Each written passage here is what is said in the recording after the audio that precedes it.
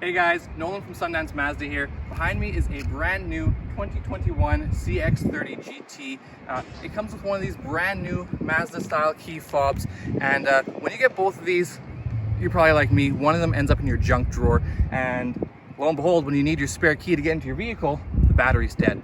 So what Mazda's decided to do is add a sleep mode to these key fobs, and it's super easy to put it into this mode. All you do is press the button 5 times, the lock button 5 times, and on the 5th time, you hold it.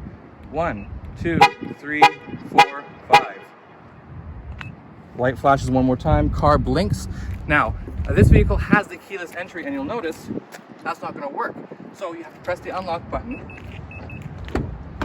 Now when you go to get in the vehicle here,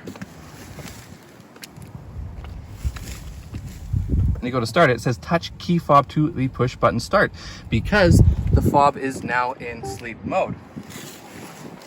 Now, how do you get it out of sleep mode when you're ready to use the key fob? Same process. 1, 2, 3, 4, 5.